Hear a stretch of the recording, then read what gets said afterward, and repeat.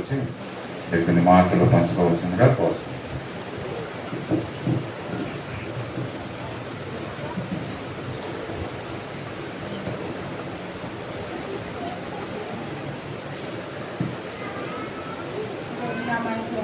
ఇప్పుడు వచ్చిన అందరికీ కూడా నా వందనాలు చెల్లిస్తున్నాను. ఒక చిన్న ప్రార్థన నేను చేసి వాక్యం ప్రారంభించాను.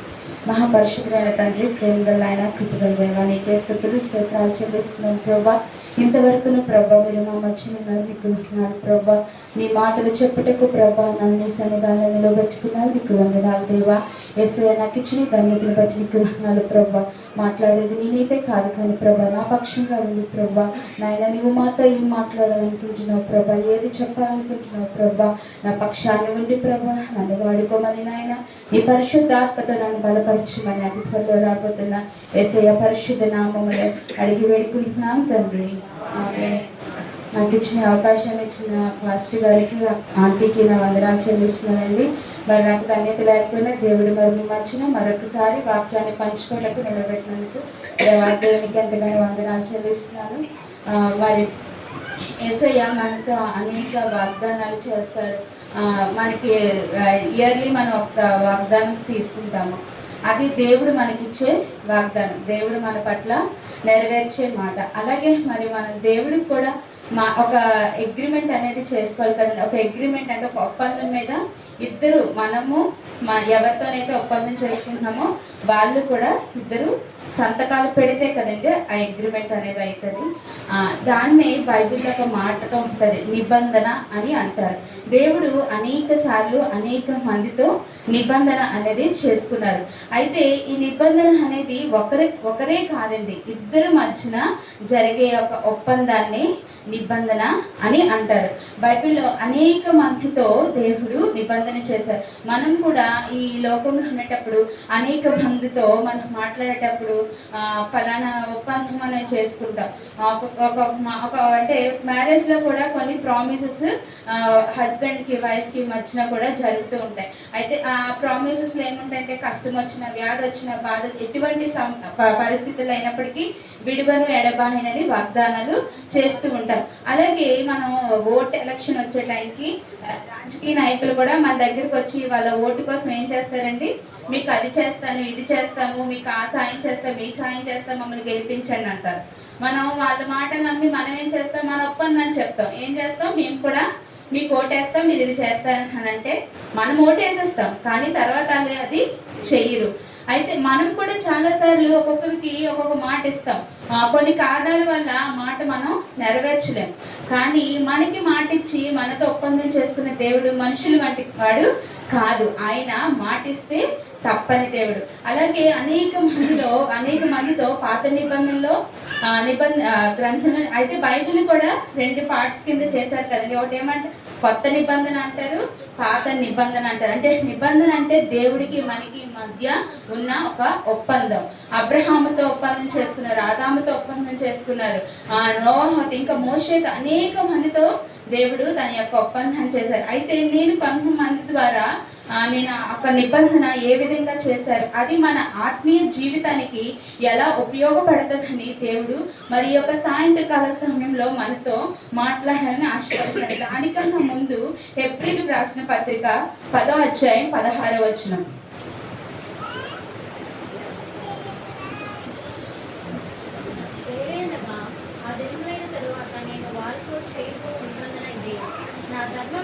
వారి హృదయం నుంచి వారి మనసు మీద వాటికి రాయుదును అని చెప్పిన తర్వాత చాలు. అయితే దేవుడు ఇక్కడ కొత్త నిబంధనలో మనతో ఏ విధంగా నిబంధన చేస్తున్నారంటే మన హృదయంలో ధర్మశాస్త్రాన్ని దేవుడు పెట్టాలనుకుంటున్నారు. అంటే మన హృదయంలో ఏముండాలండి, వాక్యం అనేది ఉండాలి. ధర్మశాస్త్రం అంటే పాపం మీద ధర్మశాస్త్రం అంట మోషే గారికి దేవుడు ఇచ్చిన గ్రంథం.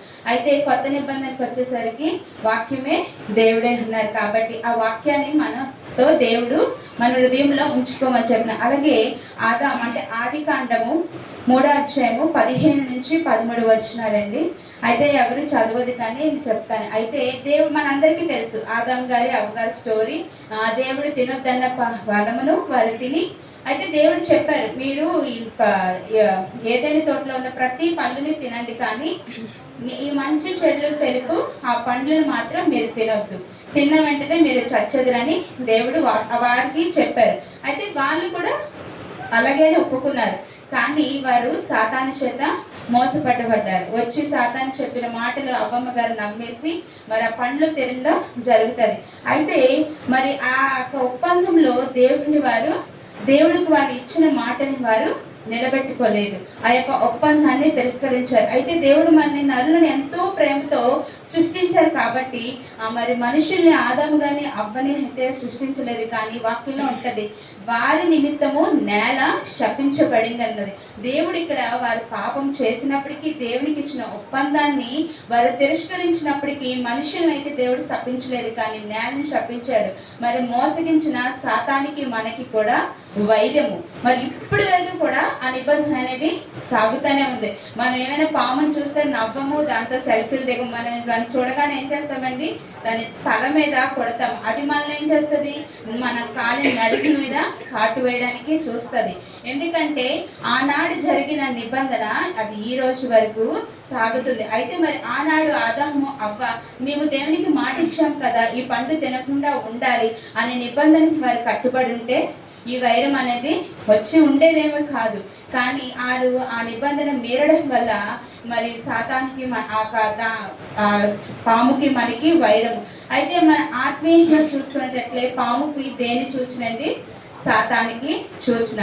మనం ఆత్మీయంగా ఎదిగేటప్పుడు మనం చర్చ్కి వచ్చినప్పుడు, బైబిల్ చదువుతున్నప్పుడు, మన దేవుని సన్నిధిలో బలంగా వాడబడుతున్నప్పుడు వాడికి అన్యజనంతో ఏం పెద్దగా పని ఉండదు.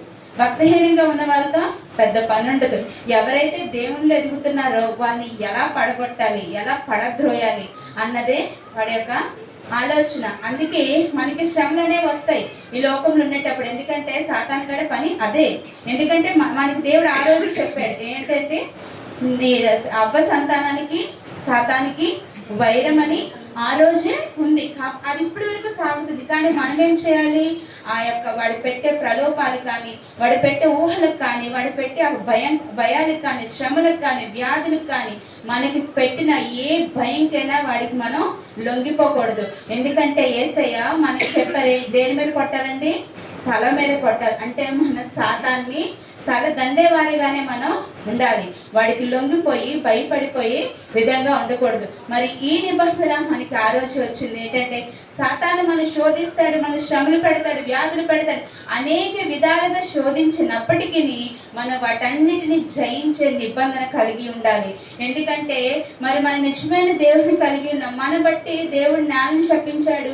ఆ ఏదైనా తోటలో ఉంది మనకు కూడా పనిష్మెంట్ ఇచ్చాడు. ఆదాం గారికి పనిష్మెంట్ ఏం చేయాలి, చెమట కార్చి వ్యవసాయం చేసి మరి ఆహారాన్ని తన భార్యకి బిడ్డలకి సమకూర్చారు. అలాగే అమ్మమ్మ గారికి కూడా ప్రసవ వేదన పడాలి. సో ఈ రెండు ఇప్పటికీ కూడా మనకి అనేవి ఉన్నాయి. అంటే ఈ దేవుడు మాట ఇచ్చాడు, దేవుడు అక్కడ నిబంధన చేశాడు. ఆ నిబంధన ఎక్కడ కూడా మారిపోలేదు. ఎన్ని తరాలు గడుచుకొని వచ్చినప్పటికీ కూడా ఆ యొక్క నిబంధన అనేది జరుగుతూనే ఉన్నది. కానీ ఇందులో నాకు అర్థమైంది ఏంటంటే మనకి సాతానికి వైరం అనేది ఎప్పుడూ ఉంటుంది. ఎందుకంటే ఇది ఒక నిబంధన. మనము పెట్టే యొక్క ఆలోచనలకైనా, భయంకైనా, చిన్న చిన్న శ్రమలకైనా, ఒకరికి పెద్ద శ్రమలు వస్తాయి, ఒకరికి చిన్న శ్రమలు వస్తాయి. మన త్రొట్టిల్లిపోవడానికి, దేవుళ్ళ నుంచి తొలగిపోవడానికి ఒక పెద్ద పెద్ద బండరాయి వచ్చి పడే అవసరం లేదండి. ఎవరి నోట్లో నుంచి ఒక కఠినమైన మాట విన్నామనుకోండి, అదే మన గుండెని బ్రద్దలు చేసేస్తుంది. ప్రార్థన చేయకుండా చేసేస్తుంది, వాక్యం చదవకుండా చేసేస్తుంది, దేవుళ్ళు ఎదనివ్వకుండా చేస్తుంది. సాతానుడి పని అదే. వాడికి మనకి యుద్ధాలే జరుగుతాయి. ఆత్మీయంగా మనం వాడితోని పోరాడుతూనే ఉండాలి, మనం జయిస్తూనే ఉండాలి. అలాగే అబ్రహాము కూడా దేవుడు నిబంధన చేశారు.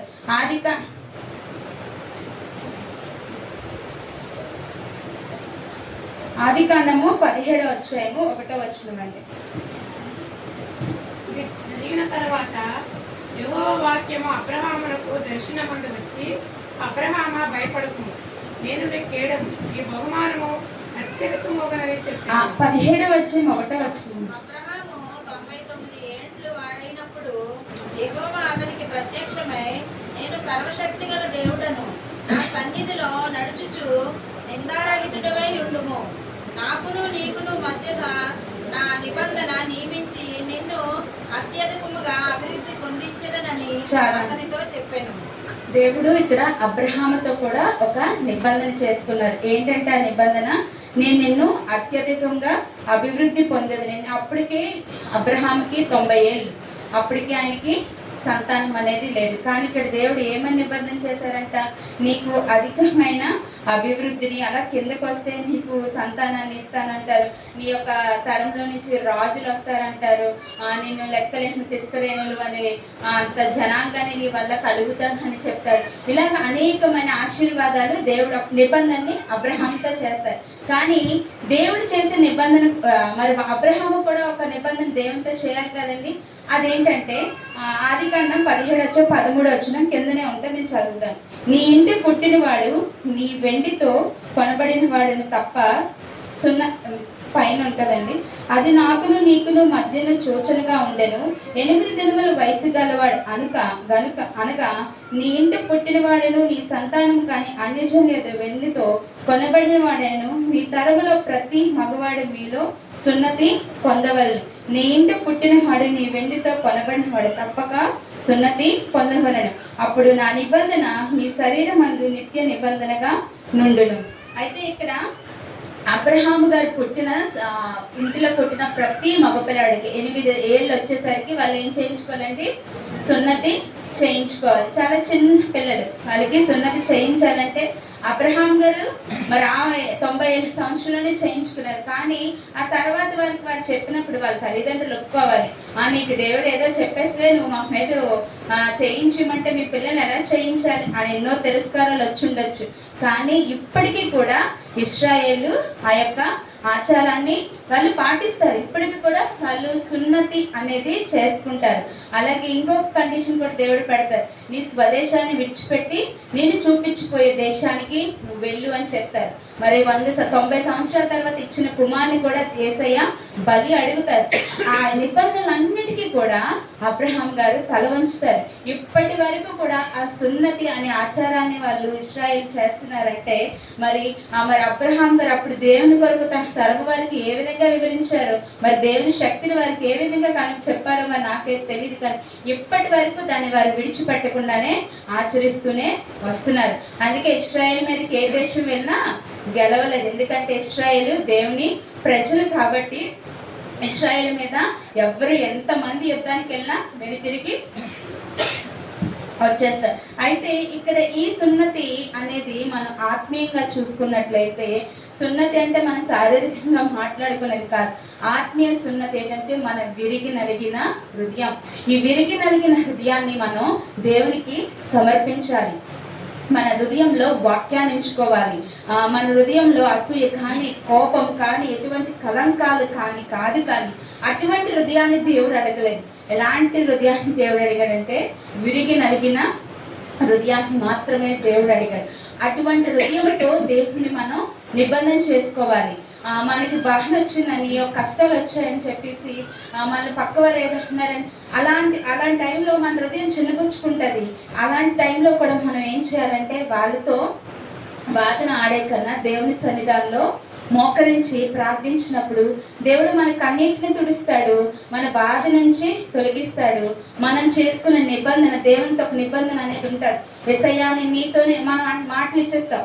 న్యూ ఇయర్ రాగానే ఈ సంవత్సరం అంతా బైబిల్ చదువుకోవాలి, ఈ సంవత్సరంలో బైబిల్ పూర్తి చేసేయాలి, ఈ సంవత్సరం అంతా 52 ఆదివారాలు మానకుండా చర్చికి వెళ్ళిపోవాలనుకుంటాం, చర్చిలో ఈ పని చేయాలి, ఆ పని చేయాలి, ఈ విధంగా నేను నడిపించబడాలంట. కానీ కొన్ని కారణాలు వచ్చేస్తాయి. మనం ఏదైతే మంచి పని స్టార్ట్ చేద్దాం అనుకుంటామో ఆ పక్కనే ఉంటాడు వినడానికి, విని వెంటనే మళ్ళీ చెడగొట్టాలి, మన పని చెడగొట్టాలి. ఏ విధంగా మనం పడిపోతామో, ఏ మాట ఆడితే, ఏ పని చేస్తే ఆ యొక్క పని నుంచి పక్కకు తక్కుపోయి సాతాను గడికి త్రోవిస్తామేమని సాతాను మనకన్నా తెలివైనాడు కదా.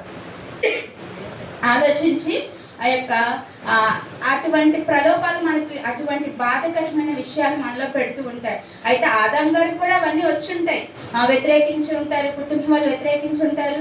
ఏటి స్వదేశం మనూరు వదిలేసి నువ్వు ఎక్కడికో వెళ్ళిపోతానంటావేంటి అని అనేక మాట్లాడచ్చు. కానీ యేసయ్య మీద మాత్రమే, ఎందుకంటే నేను దేవునితో నిబంధన చేసుకుని ఉన్నాను కాబట్టి నాకు యేసయ్య నాకు ఒక ఆశీర్వాదం, ఒక నిబంధన ఇచ్చారు, నన్ను అభివృద్ధి చేస్తానన్నారు.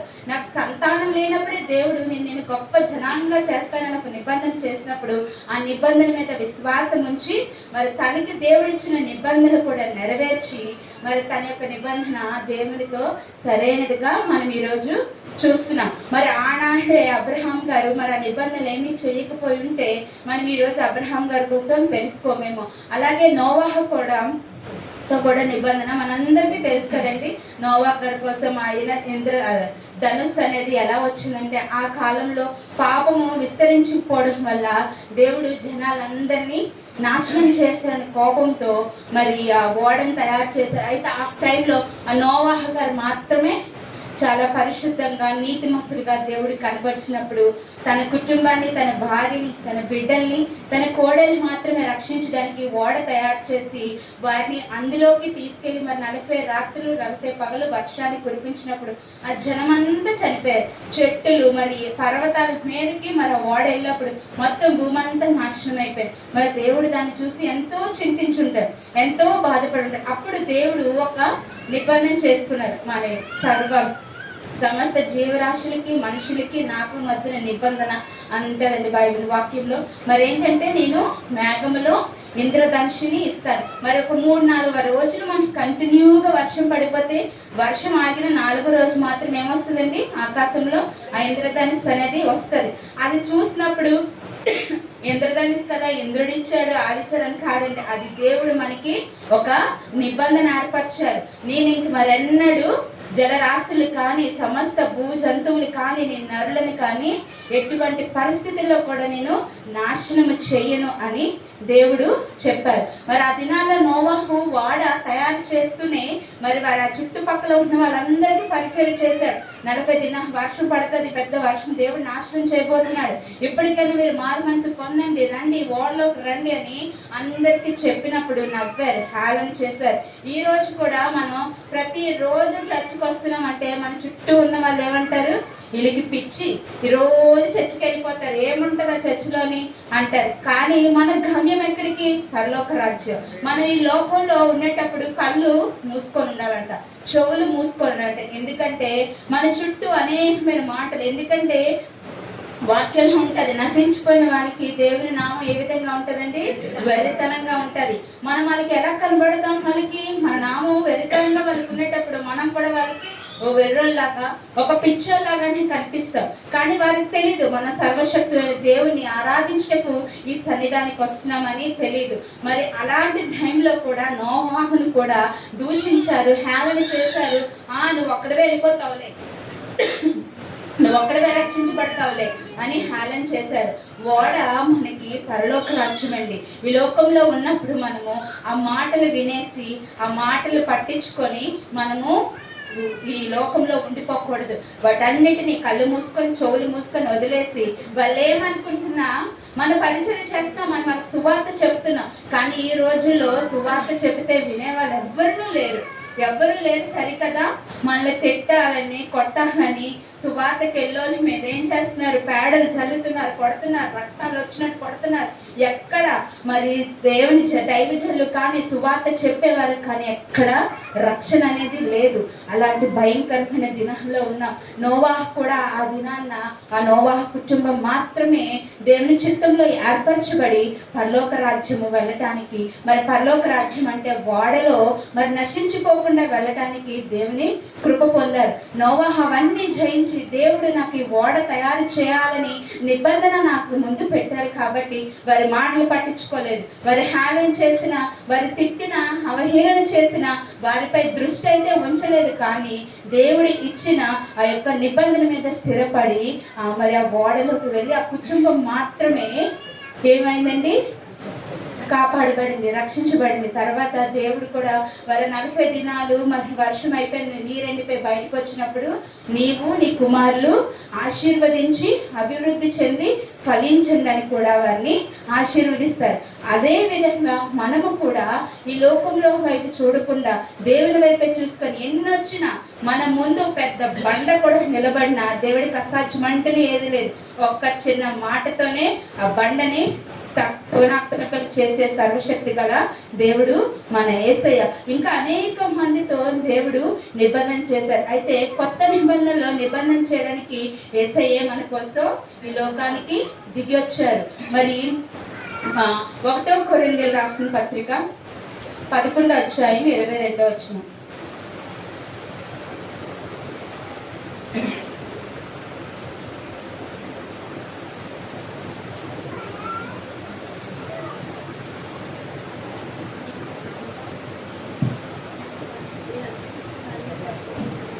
కొరింథీయులు 11:22.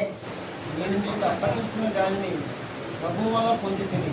ప్రభువైన యేసు తాను అప్పగించుకున్న రాత్రి ఒక రొట్టెని ఎత్తి కృతజ్ఞతాస్తుతులు చెల్లించి దానిని విడిచి, ఇది మీ కొరకై నా శరీరము, దాన్ని జ్ఞాపకం చేసుకోవటకై దీన్ని చేయటని చెప్పాను. ఆ ప్రకారం భోజనమైన పిమ్మట ఆయన పాత్రను ఎత్తుకొని, ఈ పాత్ర నా రక్తం వల్ల ఆయన కొత్త నిబంధన, మీరు దీనిలోని త్రాగినప్పుడల్లా నన్ను జ్ఞాపకం చేసుకున్నట్టుగా దీనిని చేయడని చెప్పాను. ఈ పాత్ర నా రక్తం వలన కొత్త నిబంధన. అంటే యేసయ్య మనతో ఏ విధంగా నిబంధన చేసుకున్నారంటే, మనం ఈ సిలువ ధ్యానాల్లో ఉన్నాం. సిలువ ధ్యానంలో ఉన్నప్పుడు యేసయ్య మనతో ఇంకొకసారి మాట్లాడుతున్నారు. ఏమంటే, నేను మొన్న చెప్పినప్పుడు మారు మనసు కోసం, మరి అగ్ని బాప్తిజం కోసం యేసయ్య వచ్చారని చెప్పాను. మరి అలాగే మనతో ఒక కొత్త నిబంధన దేంతో చేసుకుంటున్నారంటే, తన రక్తాన్ని మనకిచ్చి తన యొక్క స్వకీయ జనులుగా, నిబంధన జనులుగా మనల్ని ఏర్పరచుకోవడానికి యేసయ్య మరి 2020 సంవత్సరాల కిందట వచ్చి ఏ విధంగా నిబంధన చేసుకున్నారండి? తన రక్తాన్ని మన కోసం దారపోసి, మరి యేసయ్య తన యొక్క కుమారుని, యెహోవా దేవుడు తన కుమారుని బలి మన కోసం, తన యొక్క కుమార్ని ఆ సిలువు మీద ఆ శ్రమలు అనుభవించి, కొట్టి, ఆ దెబ్బలు కాసి, ఉమ్ము వేయబడి కేవలము మనకు ఒక నిబంధన ఏర్పరచడానికి యేసయ్య ఆ దినాన్ని రక్తాన్ని కార్చారు. సిలువ మరణమే మనకి ఒక నిబంధన. అయితే యేసయ్య అగ్రిమెంట్ మీద సంతకం చేశారు. ఒక అగ్రిమెంట్ మీద యేసయ్య సంతకం అయిపోయింది. ఇప్పుడు మనం ఏం చేయాలి? ఆ సంతకం ఏంటంటే సిలువ మరణమే, ఆయన రక్తం చిందించడమే, అది ఒక నిబంధన. మరి ఇప్పుడు మనం కూడా ఏం చేయాలి? మన ఆ అగ్రిమెంట్ మీద కూడా మనం కూడా సైన్ చేయాలి. మరి మనం ఏ విధంగా చేయాలంటే, కీర్తన 50:45 వచనంలో ఉంటుంది, బలి అర్పణ చేత నాతో నిబంధన చేసుకొనగా అనే ఒక వాక్యం ఉంటుంది. కీర్తనలు 54:5. బలి కీడు ఆయన వారి మీదకి రప్పించు. ఆయన తన ప్రజలకు న్యాయము తీర్చుటకై బలి అర్పణ చేత నాతో నిబంధన చేసుకునేది. బలి అర్పణ చేత నాతో నిబంధన చేసుకొని. మరి ఇక్కడ బలి అర్పణ అంటే యెహోవా దేవుడే తన కుమారుని మన కొరకు బలి ఇచ్చారు. ఇప్పుడు మనం కూడా ఏం చేయాలి? బలి ఇవ్వాలి. మనం కూడా ఒక బలిపీఠం మీద ఒక అర్పణ పెట్టాలి.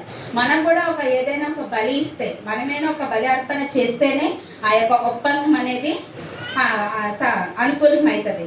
ఇప్పుడు యేసయ్య బలి ఇచ్చారు కాబట్టి తన కుమారుని తన రక్తం ద్వారా సిలువలో మరణాన్ని జయించి మన స్వకీయ జల్లిగా చేసుకున్నారు కాబట్టి మనం కూడా బలి అర్పిస్తేనే పరలోక రాజ్యం వెళ్తాము, మరి దేవుని కుమారులు అనబడతాము. గొర్రెపిల్ల మహావిందులో మనం కూడా భాగస్థులు అవుతాము, దేవుని రాజ్యంలో వారసులు అవుతాము. అయితే ఇక్కడ బలి అర్పణ అంటే ఏదో అర్పించేయాలి, మన రక్తం చిందించేయాలి, మనం కోసేసుకోవాలి, నిప్పుల్లో నడిచేయాలో, కోడినివ్వాలో, మేకనివ్వాలో కాదండి. దేవుడు ఏంటంటున్నాడంటే, రోమా 12:1 ఉంటుంది, సజీవ యాగంగా మీ శరీరమును ఆయనకు సమర్పించుకొనుడి అనే వాక్యం ఉంటుంది. అంటే సజీవ యాగముగా మనం బ్రతుకునేటప్పుడే మనం బ్రతుకునేటప్పుడు చాలామంది నేను చనిపోయిన తర్వాత నా అవ్యంలో ఇది ఇవ్వాలి, కళ్ళు ఇవ్వాలి, హార్ట్ ఇవ్వాలి, బ్రైడ్ ఇవ్వాలి అని చాలామంది ముందుగానే డొనేషన్ చేస్తారు. ఎప్పుడు? చనిపోయిన తర్వాత. బ్రతుకునేటప్పుడు ఎవరు కూడా ఇవ్వడానికి ఒప్పుకోరు. మనకు ఒక చిన్న గుచ్చుకుంటేనే బ్లడ్ వచ్చి అయ్యో అమ్మ అంట. మరి దేవుడు బ్రతుకుండగానే కొట్టారు, కళ్ళు మీద గుద్దేశారు, పక్కలో పొడి చేశారు, ముళ్ళ కిరీటాన్ని గట్టిగా నొక్కి అడిచేశారు, రక్తం కారుతుంది, అనేక విధాలుగా దేవుణ్ణి శ్రమలు అనుభవించారు. ఆ సిలువు మీద కేవలం నీ కొరకు నా కొరకు మనతో ఒక నిబంధన చేసుకోవాలని, ఆ నిబంధన ద్వారా మన పరలోక రాజ్యంలో సమీపించాలని మాత్రమే దేవుడు ఆ రోజు ఆ యొక్క కలువరి సిలువలో ఆ యొక్క త్యాగాన్ని, ఆ యొక్క యాగాన్ని కేవలం మన కొరకే చేశారు. మనల్ని కూడా సజీవంగా ఉండేటప్పుడు మనల్ని మనము సమర్పించుకోవాలంట. నేను ఇంకొంచెం టైం ఇవ్వు ప్రభా, ఈ కాలం గడిచిపోయి ఈ పిల్లలకి పెళ్ళి అయిపోయినాయి, నా బాణడకు ఉద్యోగం రాని, నా కుమార్తెకు ఉద్యోగం రాని అని మనం చాలా వంకలు పెట్టుకుంటూ ఆఖరి దినాలకు వచ్చేసాం. ఇంకా ప్రభు రాకడ సమీపంలోనే ఉంది. యేసయ్య ఎప్పుడు వస్తారో తెలీదు, దొంగ వలే వస్తారంట. అప్పుడు మనందరం ఒక్కసారి ఎత్తబడతాయి. ఎవరు ఎత్తబడిన వారో, ఎవరు ఇక్కడ విడవబడిన వారో మనకే తెలియదు. కానీ ఆ టైం వచ్చేసరికి మనందరము సిద్ధపాటు కలిగి ఉండాలి. అటువంటి సిద్ధపాటు కలిగి ఉండాలంటే సజీవ యాగంగా మనం అర్పించుకోవాల్సింది ఏంటంటే మన హృదయాన్నేనండి. మన హృదయాన్ని దేవుడికి ఎప్పుడైతే అర్పిస్తామో దేవుడికి మనకి ఒక నిబంధన అనేది ఏర్పరచబడుతుంది. నువ్వు ఒక్కసారి నిబంధన చేసుకున్న తర్వాత మరి ఇంకా వెనక్కి తిరిగి చూడకూడదు, మరి లోకం వైపు తిరిగి చూడకూడదు. లోకంలో అనేకమైన ఉంటాయి. మనల్ని హింసించేవారు ఉంటారు, పొగడేవారు ఉంటారు, మనల్ని పడద్రోయాలనే వారే ఉంటారు. మళ్ళీ ఒకళ్ళు హెచ్చిస్తారు, ఒకళ్ళు తగ్గిస్తారు. ఆ రెండింటిని కూడా మనం చూడకూడదు. మనం ఒకటే గమ్యం, మనం యేసయ్య వైపు చూసుకొనే నడవాలి. ఎందుకంటే ఈ లోకం మనకి విడిదిల్లు లాంటిది. మన మెయిన్ ఇల్లు ఎక్కడ ఉందండి? పరలోక రాజ్యంలో ఉంది. ఈ విడిదిల్లు కోసం, ఈ లోకం కోసం మనం ప్రయాస పడకూడదు. మన శాశ్వతమైన నిత్యమైన గృహం కోసం మనం మాత్రమే ఆతృత పడాలి, కష్టపడాలి. అనుక్షణము మన ఆలోచన కూడా అదే అయి ఉండాలి. ఎందుకంటే మనం మన ఆత్మ, చాలా మంది అంటారు చనిపోయిన తర్వాత ఏముందిలే ఇవేవి మనకు కనబడవు వినబడవు, కానీ మన ఆత్మ ఎక్కడికి వెళ్తుంది అనేది మనం గమనించుకోవాలి. నేను చనిపోయిన తర్వాత నాలో చాలా మందికి మనలో ఒక ఆత్మ ఉందని మనకే తెలుసు, అన్ని జనులకి చాలా మందికి తెలియదు. కాబట్టి వాళ్ళకి మనం వెర్రి వాళ్ళకి కనిపిస్తాం. మనం ఈ లోకంలో ఉన్న వాటి కోసం ప్రాకులు పడట్లేదు. ప్రతిరోజు వచ్చి ఇక్కడ ఉండి ప్రార్థించి దేవుడి దగ్గర గోజాడేది ఎందుకండి? మనం పరలోక రాజ్యంలో నిత్యమైన శాశ్వతం కోసం. అటువంటి నిబంధన మనం కలిగి ఉండాలి.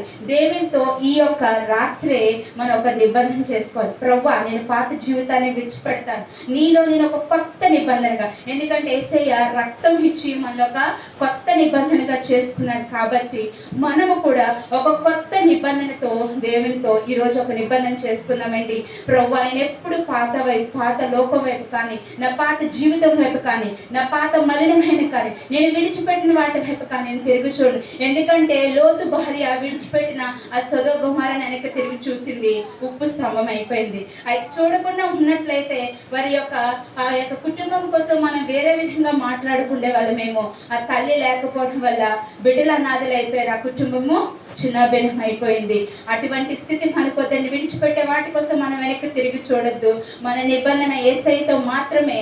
అది మరి గమనించుకోండి. మరి నాకు ఇచ్చిన అవకాశాన్ని బట్టి వందనాలు చెల్లించుకుంటే చిన్న వాక్యం దేవుడు దీవించును గాక.